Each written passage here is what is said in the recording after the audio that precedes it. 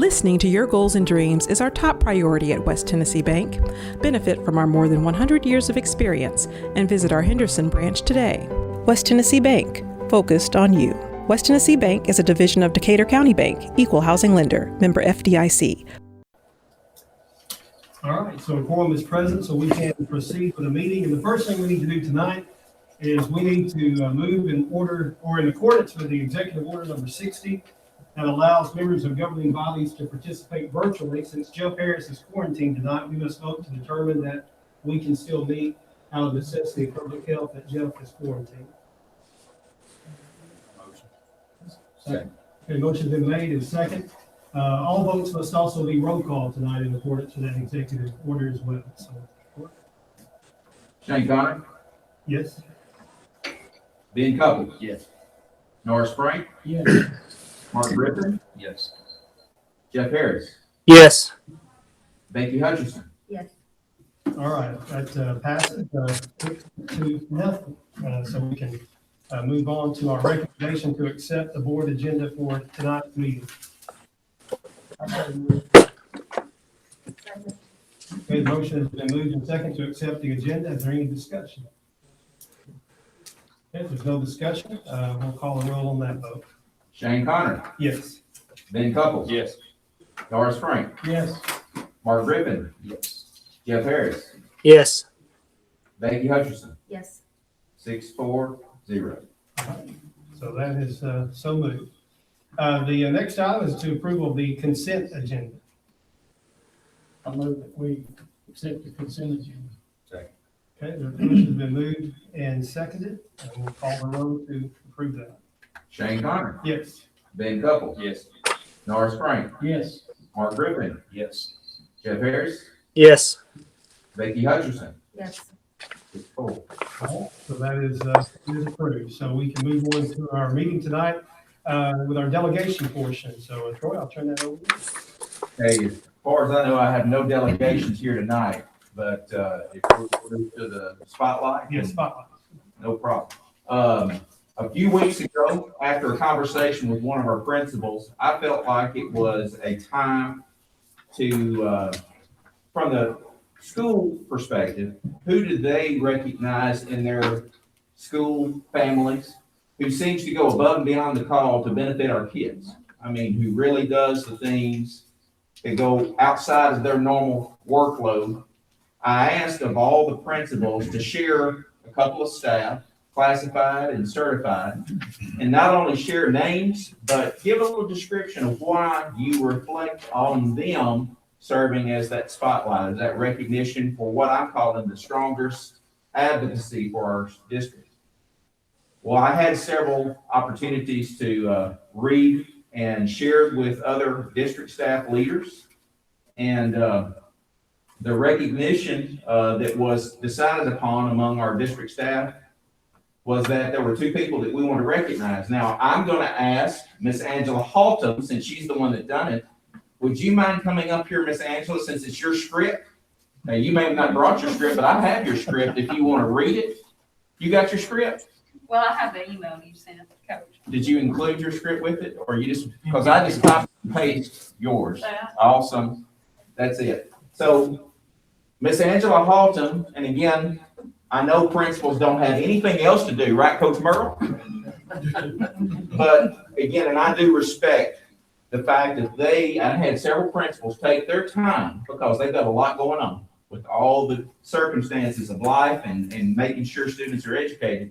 But she did take the time to recognize two of her staff that I wanted to make sure at this public forum that everybody understands, the community as well as our staff, what strong advocacy looks like for our children. And that's what sets us apart and really makes us as a Chester County School District stand out. So, Ms. Haltom? There were several people that definitely do this every day, but the two that really stuck out to me are Miss Heather Griffin and Miss Amy Eads. And I wrote just about Amy first. Over and over, Miss Eads is available to meet the most basic needs of our students. In a moment's notice, she will arrive with clothing, shoes, other items to meet our students' most basic needs. In addition, her work with the Barnabas Project provides our teachers and the students with school supplies and other items to keep the classrooms conducive for learning. She truly advocates for our students most in need. Her work to encourage student attendance is also critical in last year's reductions in chronic absenteeism. We'd made great strides there, and I know that would have continued. And still, there are incentives, but it's just not quite the same with COVID. Heather Griffin. Ms. Griffin is relentless in her advocacy of programs for both students and staff. While providing for the most basic needs, such as food for students and families in our food bank, she also attends to academic opportunities and stakeholder partnerships that reach students at multiple levels. For example, the recent 4-H Day at CCMS gave those students an opportunity to hear from the CCHS students involved in our 4-H, CTE, and student leadership programs, as well as community stakeholders. There are no two better examples of when did I see the hungry and naked. These ladies exemplify every single day and everything they do. Well, Very deserving. very much so, and I hope that everybody joins in.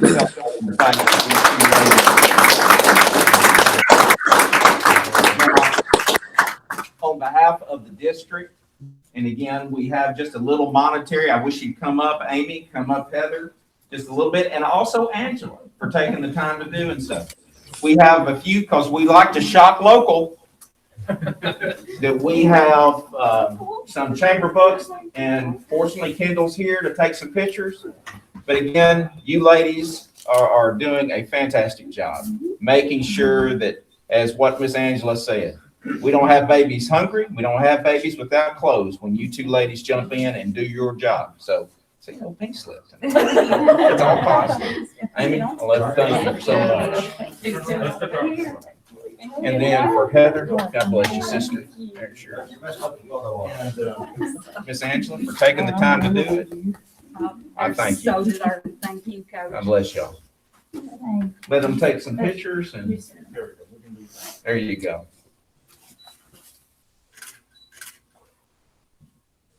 One more. All right. Thank you, Kendall. Ladies, I appreciate y'all's work.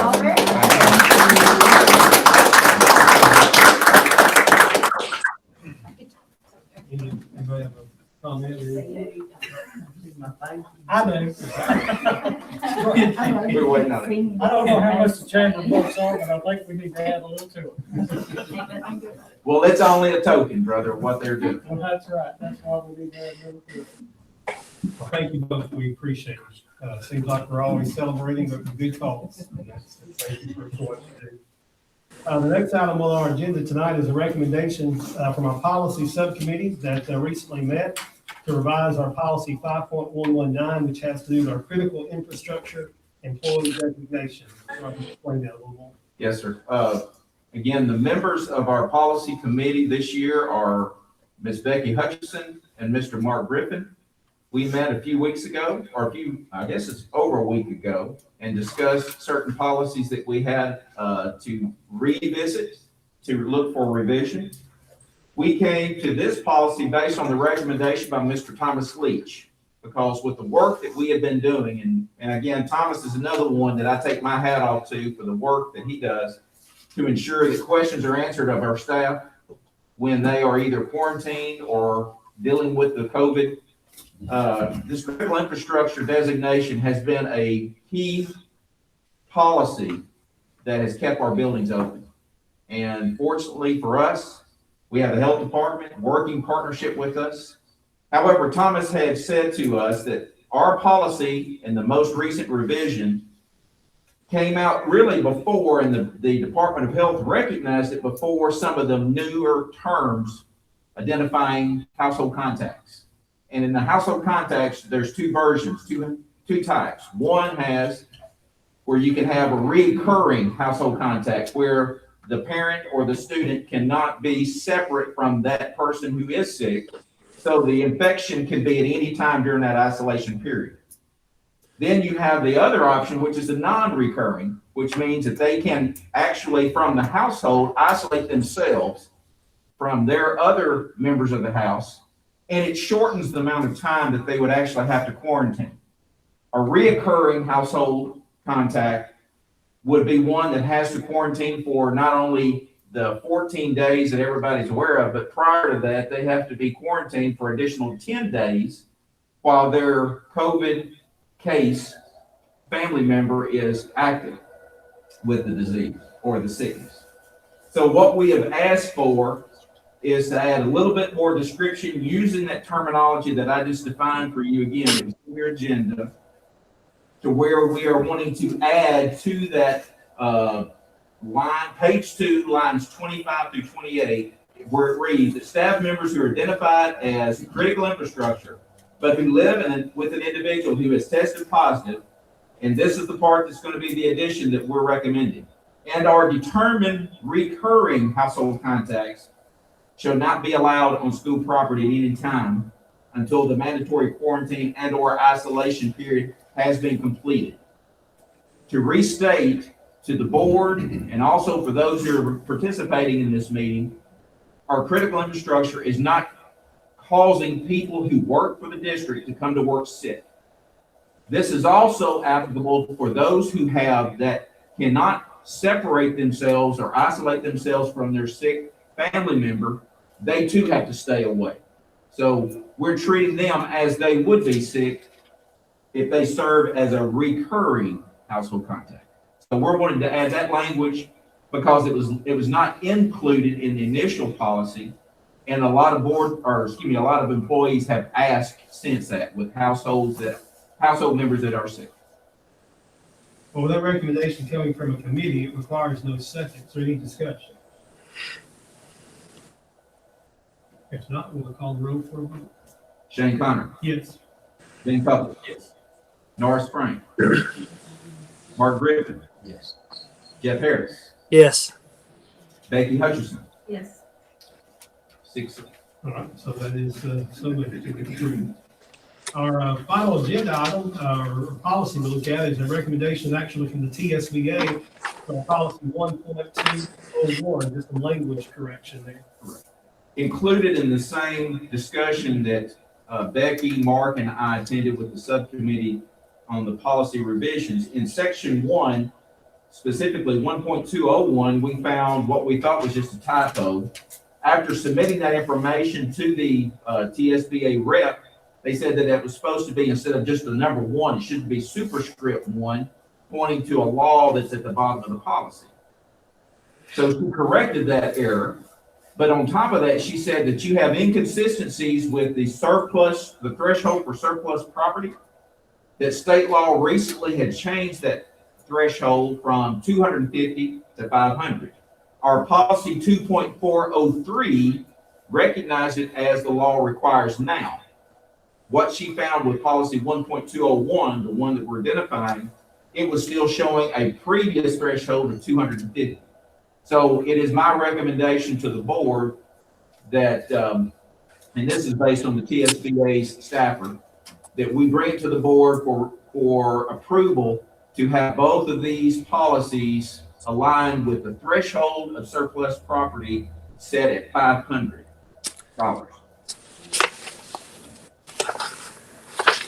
I'll make a motion that we revise policy 1.201 to $500. Motion has been moved and seconded. Is there any discussion? If not, we'll move to the roll call. Shane Connor, Yes.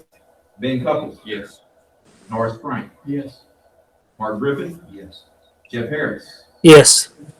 Becky Hutchinson, Yes. 6-4-0. That is approved. And the final thing we'll look at tonight, are any updates to share, anything we need to share? Well, I do, with Tracy being here, I'd like to again recognize the great work that she, along with our school level financial supports, the people who keep the books in order. The state auditor had a year-end report with us back a few weeks ago, and it was a clean audit. That's something that has been the accustomed practice here.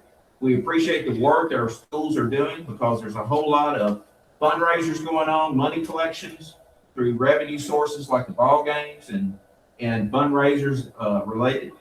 And of course, everything else dealing with the financial side of life. And I'm very proud of the work that Stacy leads. And we have a great relationship with the state auditors.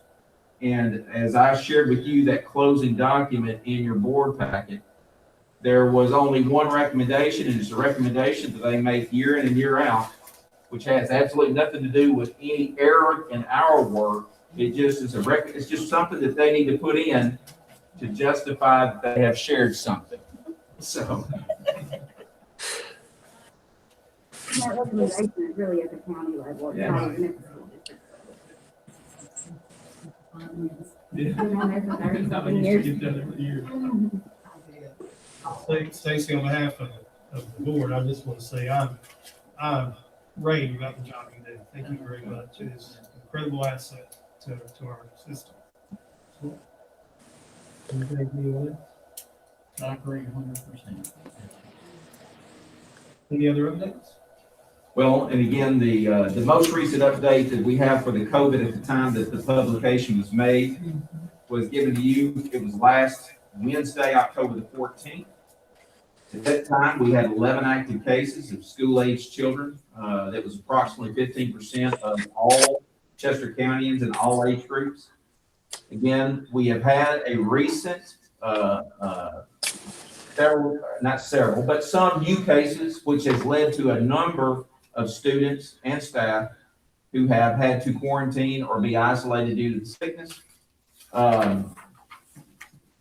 Again, as I've shared to some of you individually, I echo that our schools are doing an extremely effective job of keeping the buildings clean, keeping things disinfected. Students are being expected and committed to following the best hygiene practices. We have yet to have a student quarantine situation that has led to an active case based on another student. Students are not making each other sick in our school, which is phenomenal because we have almost at capacity of where we were last year with the number of students attending. We have roughly about 100 plus who are doing virtual now, but the others are attending Chester County schools. So it's been a very effective process. And I have spoken to the school nurses, and I have to say that from Kim Barnes at the high school to Jamie Carson at the junior high, who also manages Jacks Creek, Tammy Bashirs at the middle school that also manages at Westchester, and Mary Beth Rowland, who is a registered nurse who oversees the whole process, but she is at Eastchester. Those ladies have worked many hours outside of their regular workload. We have had the most effective means that when we are identified by the health department that we have an active case, they take care of the business of contacting all the families that need to be quarantined. And they stay with the course until it's done. And in many cases, they're working outside of their regular work hours, including weekends. So again, as I tell them often, and I'm telling you too, that their work, along with everybody else's, but their work specifically is what's keeping our buildings open. And that is the most essential thing that we have to do, is to ensure that those kids who come into our schools every day come into a safe building where they're loved, taken care of with their physical needs, but more importantly, their educational needs. And the work that our teachers and staff, support staff are doing to close those gaps of academics that they have when you shut down in mid-March and you take that extended break, there are some significant gaps that we're closing. And the work that's being done during the school days, after school hours, the commitments that our staff are making on a routine basis to ensure that those kids have the resources they need to get to the top. Folks, there's good fruit that's going to be picked later this spring. And I really believe that the sectional work that's been done will be good fruit for labor. Any other business come for the board? I got a question. So what you just said was no student has transmitted COVID to another student in Chester County. Correct. Okay. The after school. As far as based on the school contact. Okay. Now, I don't know what happens. I can't speak to what happens outside. Right. The after school programs, how are they going? Does the high schools here, they can speak, As far as the COVID's going, or just the, No, just well, we didn't have quite the numbers that we'd hoped for, because it's hard to get kids high school age to want to stay after school. The ones that have stayed, both teacher and student, we hear, testimony of how it's helped them individually. So it's a benefit. I wish we could get more numbers, higher numbers, but the ones that have stayed have seen the benefit of it, both teacher and student. Now, our high school and junior high are the ones that are still committing to do that. All the other grades have taken a break from the after-school commitments. But I can tell you from a parent of a student, both at the junior high and high school, that they have really done above and beyond helping my son, who's not necessarily one of those that needs a gap closure, but just needs some help. Because he's going through his third quarantine, and my daughter's going through her second. And there are some learning losses because they can't necessarily gain the work being done during the day. So they're trying to figure out their way in the dark. But fortunately, when they come back to school, there's people at each campus that is there ready to work with them and to get them to where they can get caught back up to where they need to be. That's what I think stands us out among the other districts that are either shutting down and doing solely remote with their students, or still following a hybrid schedule where they're giving a shorter work week each week and expecting the students at home to get as much learning as they do in the building. That's an impossibility. And I've heard it from directors in other schools. Tipton County spoke very frankly today in a meeting with the Commissioner of Education that we cannot expect our students in a remote setting with packets to be actually learning the same as people who are at school getting the work done. So again, it's a phenomenal effort that's going on at all our campuses, and everybody is joining hands and making it get done. Cafeteria staff, custodial staff, especially our nursing staff, but the teachers and the parapros who are doing the hard task. Now, Clay hadn't said it to me specifically, but I know from other principals that when substitutes are a little shy, people are assuming new roles and just sucking up and doing it. So, I mean, it's doing it for the right reasons to help support our program and keep the buildings open. And I know that other districts wish that they could be where our staff has already committed to do.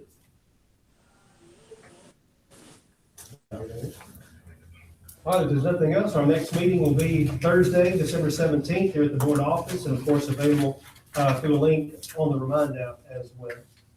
There are motion to adjourn. I make a motion we adjourn. All right, we are adjourned. Oh, we have to vote on adjourn.